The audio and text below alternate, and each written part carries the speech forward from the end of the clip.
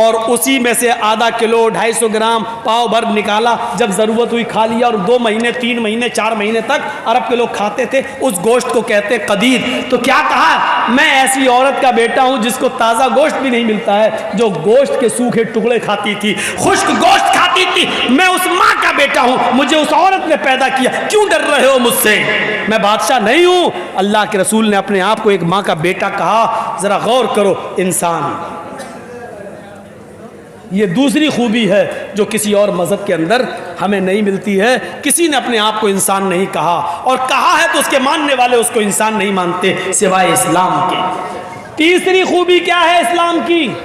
तीसरी खूबी यह है कि ये अपने अंदर सबको शामिल करता है, अमीर के लिए भी और गरीब के लिए भी, दोनों।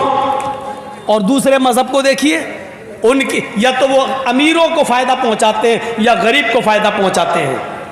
अब थोड़ी देर और बैठ जाइए बस, उसके बाद आपको भी जाना है, मुझे मालूम है रात के 12 बजे टाइम मिलेगा तो यही हाल होगा। बैठिए, थोड़ी सी और सुन लीजिए।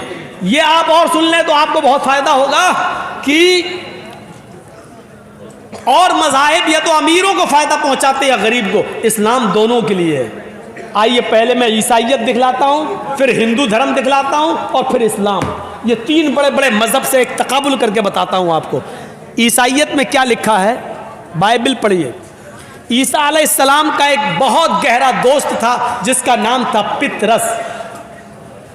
गौर से सुनना, जिसको जाना हो ये वाक़या सुन ले, फिर चला जाए। उसका नाम क्या था? पितरस। ईसा पितरस को ऐसे ही मानते थे जैसे अल्लाह के रसूल हज़रत अबू बकर को मानते थे। ईसा की नज़र में पितरस की वही हैसियत थी। पितरस बहुत बड़ा अमीर आदमी था। पितरस, ईसा अलैहिस्सलाम, जीसस पितरस के पास गए और उससे कहने लगे, आए पितरस, तुम्हारे पास इतनी दौलत है, इतना पैसा, इतना माल, क्या तुम अल्लाह के पास ऊपर लेके जाओगे? क्या तुम ये ऊपर ले जाओगे ये दौलत? तो पितरस ने कहा, मैं क्या करूं? जीसस ने कहा कि सारा माल अल्लाह की राह में खर्च कर दे, सारा माल अल्लाह की राह में खर्च कर दे। पितरस कहने लगा, सारा माल? अरे 10% ख़त्म, 10वां हिस्सा दे दूं? नहीं। 20वां दे दूं? नहीं। अरे अच्छा चलो चौथाई दे दूं? नहीं, सारा माल खर्च करो। लास्ट में पितरस आया, कहने लगा, अच्छा ऐसा करो, मैं आधा माल अल्लाह की राह में खर्च कर देता हूँ और आधा अपने पास। भाई मेरे भी तो बीवी बच्चे हैं, मेरे भी, उनके लिए भी तो हमें छोड़ना है।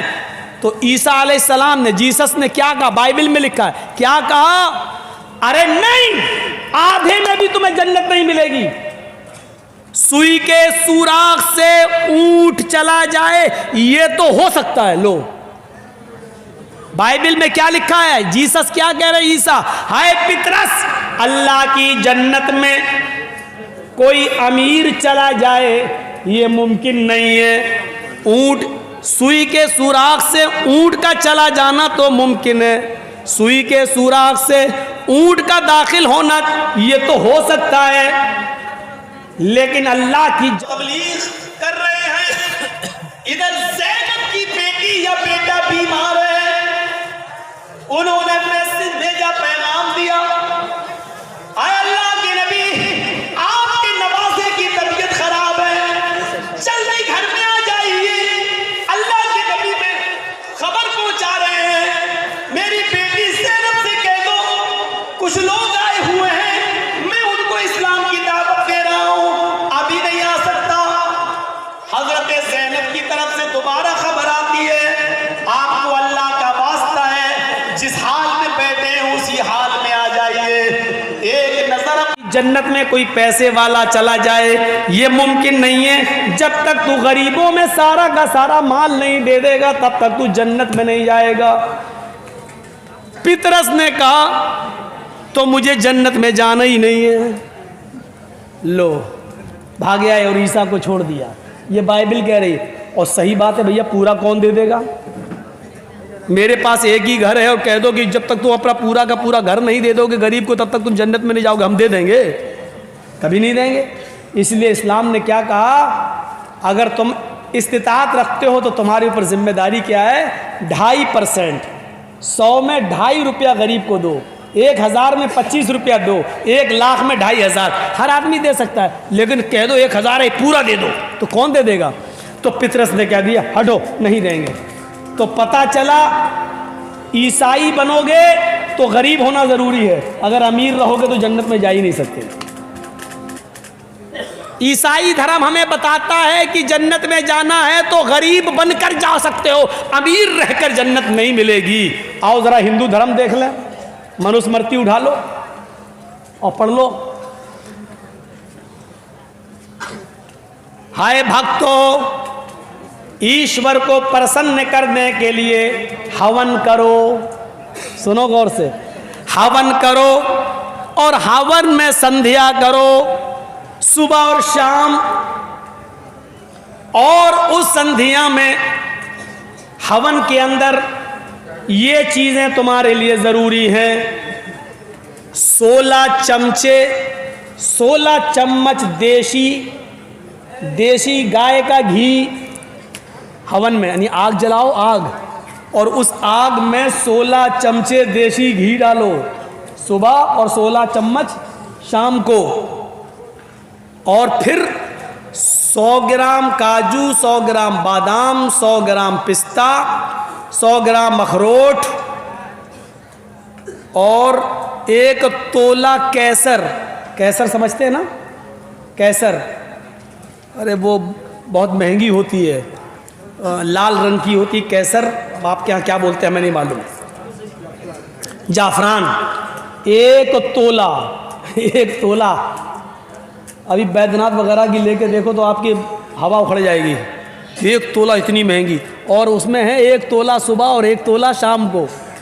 ये 6-7 चीज़ें ही हमें बस याद हो पाई हैं, टोटल मिला के 26 चीज़ें हैं। कुल मिला के मैं बता दूं आपको 26 चीज़ें हैं, जिसमें मुझे 16 चम्मच देशी घी, काजू, अखरोट, बादाम, पिस्ता और केसर, इतनी चीज़ें हमें याद हैं। बस 6 चीज़ें, 20 चीज़ें हमें भी याद नहीं है क्या क्या हैं। अब आप जोड़ो, सुबह भी और इतना शाम में, ये आग जलाओ, आहुति दो, और इतनी चीजें आग के हवाले करो, स्वाहा,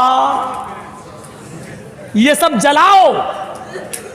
अब 16 चम्मच देशी गाय का घी, और देशी घी तो बाबा रामदेव ही दे पाएंगे भैया, ओरिजिनल कहाँ मिलेगा? वही कहते हैं हमारी हर चीज़ ओरिजिनल है, पता चला उनका शहद भी नकली निकला। वो तो जब लेबोरेटरी पे जा रहा है तो उनकी हर चीज़ में मिलावट निकल रही है। मैं किसकी बात कर रहा हूँ मालूम है ना आपको? नाम लेना सही नहीं है, इशारा कर दूँ, 2.25 आँख वाला, हर चीज़ उसकी नकली चल रही है। और नकली चलने के बावजूद भी मेहरबानी कहीं और किसी और की है उनके ऊपर, वरना कभी जो बेचारा किसी औरत की शलवार पहन के भागा हो, आज वो धड़ल्ले से, सुना था नहीं क्या कह रहा था, ऐसे आंख मारता हुआ क्या कह रहा था मालूम है? अच्छा भाई आप लोग बताइए 70 रुपये पेट्रोल चाहिए कि 35 रुपये? और आंख मारता जा रहा था। वो तो बाबा था, बच गया। हम लोग होते तो लड़कियों की सैंडल खा जाते, क्योंकि जिस शो में वो कह रहा था वहाँ जितने जेंट्स थे उससे ज़्यादा लड़कियाँ बैठी हुई थी। तो इतनी चीज़ें सुबह और इतनी चीज़ें शाम को। अब 16 चम्मच देशी घी, 1 चम्मच में 10 ग्राम भी घी मान लो तो 16 चम्मच में कितना हो गया? 160 ग्राम। चलो 150 ग्राम मान लो, 10 ग्राम हम छूट दे रहे हैं, कितने का हो गया? 150 ग्राम सुबह और 150 ग्राम शाम को।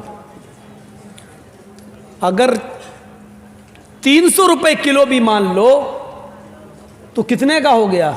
40-50 रुपये का तो हो ही गया होगा। 40 का सुबह, 40-50 का शाम को, यानी 50 रुपये सुबह, 50 रुपये शाम, 100 रुपये तो ये हो गए। 100 ग्राम बादाम 80 रुपये के, 100 ग्राम अखरोट, 100 ग्राम पिस्ता, 100 ग्राम काजू और 1 तोला जाफरान, वो तो कई हज़ार की है। और इसके अलावा 26 चीज़ें सुबह और इतनी चीज़ें शाम में। और क्या लिखा हुआ है? ये हर हिंदू को करना ही पड़ेगा, चाहे वो अमीर हो या गरीब। ये लिखा मरुस्मृति में, हवाले का जिम्मेदार मैं। गलत हो तो कोई भी हिंदू भाई हमें टच कर सकता है, मिल सकता है। भारत में हूं, कहीं बाहर भागा हुआ नहीं हूं। हजार यानी सब मिला के बहुत कम कर दूं तो 1000 रुपए का सुबह और 1000 रुपए का शाम को खर्चा, 2000 रुपए कहां से लाएगा गरीब आदमी। और लिखा है कि ये गरीब को भी करना पड़ेगा, अन्यथा सब अधर्मी होकर मरेंगे। अगर ऐसा नहीं किया तो वो हिंदू नहीं बल्कि अधर्मी होकर मरेगा और स्वर्ग में नहीं जाएगा। हिंदू धर्म में स्वर्ग में जाने के लिए 2000 रुपए रोजाना आग के हवाले करना पड़ेंगे। ईसाइयों में आपको सारी दौलत लुटाना पड़ेगी, वहां गरीब होना जरूरी है। और हिंदू बनना है तो आपके लिए 2000 रुपए सुबह और 2000 शाम में, या 1000 सुबह 1000 शाम को 2000 रुपए रोजाना आग के हवाले करना जरूरी है, तो जन्नत मिलेगी। ईसाई धर्म गरीबों का और हिंदू धर्म अमीरों का। अब अंबानी और अडानी तो जन्नत में चले जाएंगे, इनके पास 2000 क्या, ये तो 2 लाख सुबह और 2 लाख शाम को भी कर लेंगे। और अभी तो कुछ दिनों के बाद अगर ये कानून न बदला गया तो किसानों का खून चूस चूस कर ये और मोटे होंगे, माल अपने गोदामों में भरेंगे। अब आइए, मैंने 2 धर्मों को रख के अब इस्लाम को बताऊं, और सोचिए मेरे प्यारे साथियों, हाय हाय, इस्लाम ने 5 चीजें इस्लाम की बुनियाद बताई हैं। नमाज, रोजा, हज और ज़कात और कलमा शहादत, कलमा तैयबा। कलमा तैयबा अमीर गरीब सबके लिए, नमाज अमीर गरीब सबके लिए, रोजा अमीर गरीब सबके लिए। लेकिन इस्लाम की बुनियादी 5 चीजों में 2 चीजें भी बुनियाद हैं, लेकिन वो गरीबों से हटा दी गई हैं, ज़कात और हज। अगर आपके पास इस्तिताअत है तो ज़कात देंगे, नहीं है तो कोई बात नहीं, बल्कि गरीब हैं तो आपको ज़कात दी और जाएगी।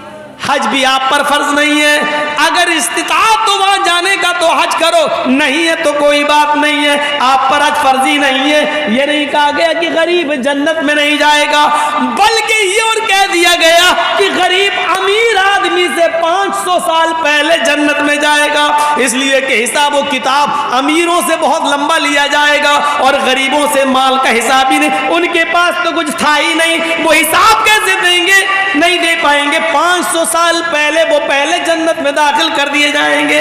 अमीर भी जन्नत में जाएगा, लेकिन उनसे माल का एक एक पैसे का हिसाब होगा, कमाया कहां से, खर्च कहां किया, एक एक पैसे का हिसाब होगा।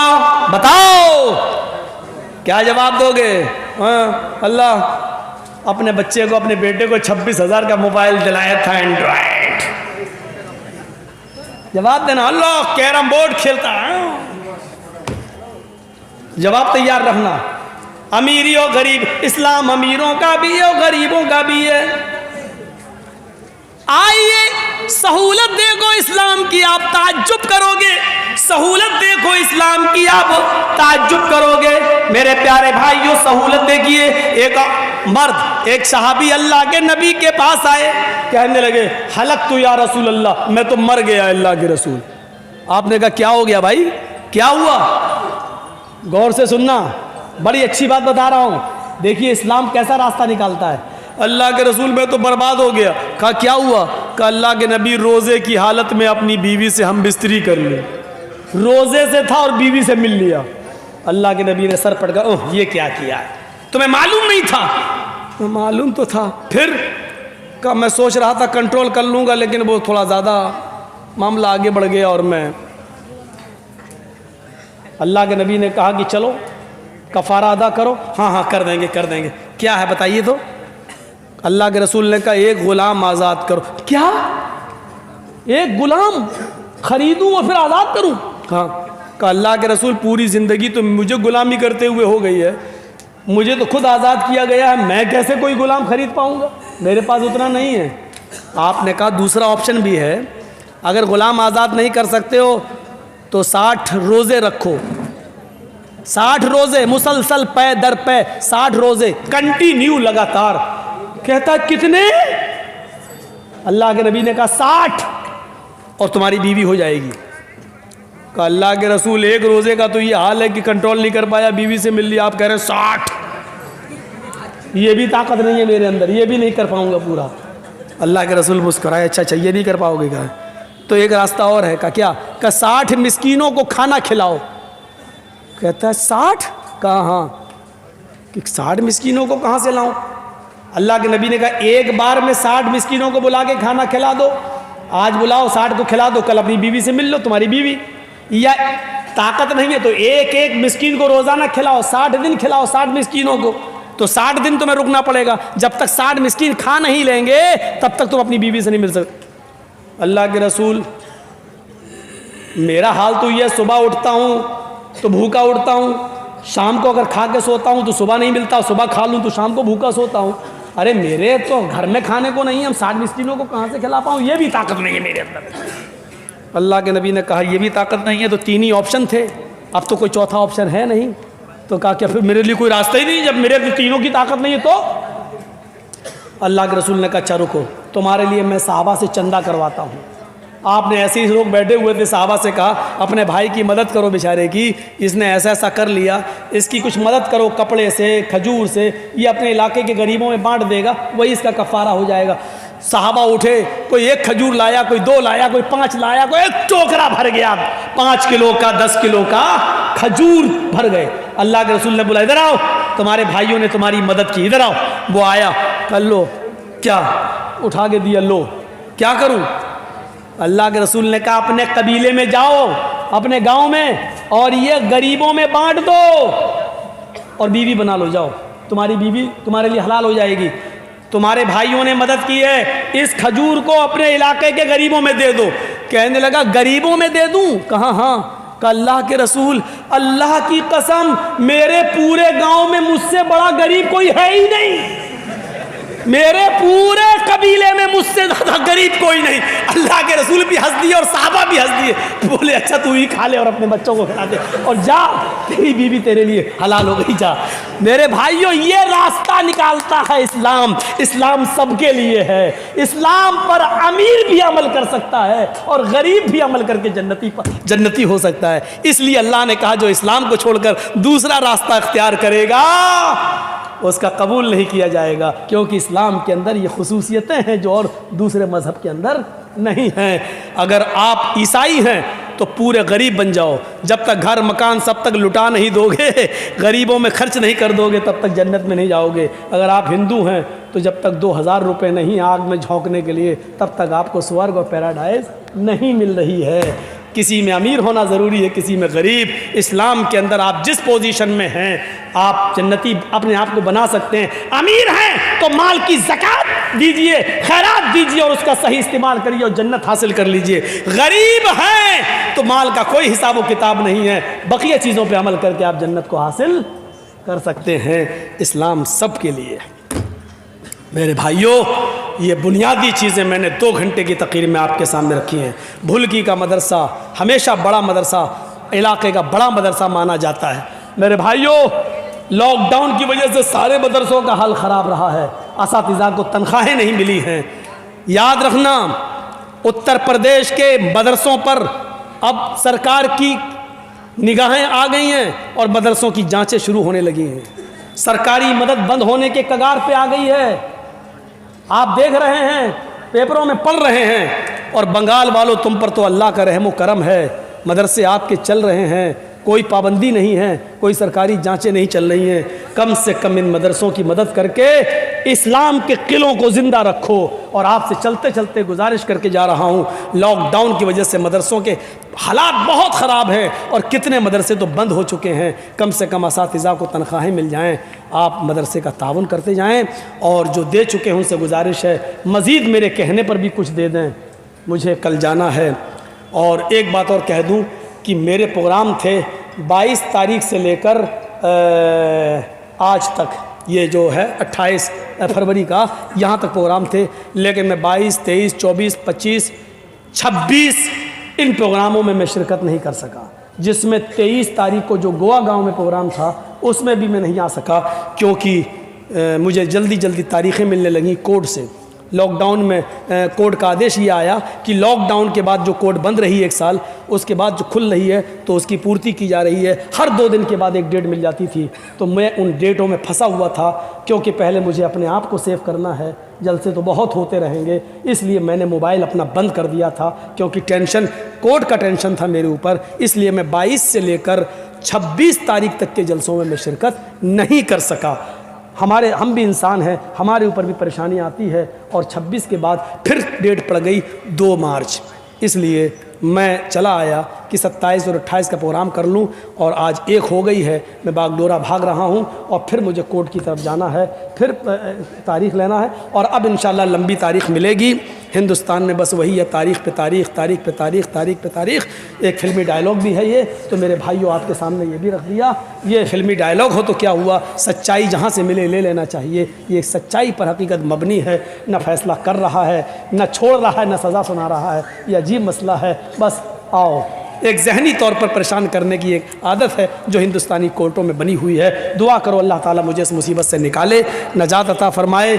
यही एक केस अब मेरे ऊपर रह गया है 54 केसों में से। दुआ करो अल्लाह मुझे इस केस से भी नजात अता फरमाए। अल्लाह ताला से दुआ है। और आपसे फिर गुजारिश करता हूँ कि मैं 5 मिनट बैठूँगा, 10 मिनट आप स्टेज पर भी ला के दे सकते हैं, चादर घूम रही उस पर भी दे सकते हैं। बार इलाह हम तमाम मुसलमानों पर रहम फरमा, हमारे मुल्क हिंदुस्तान में अमन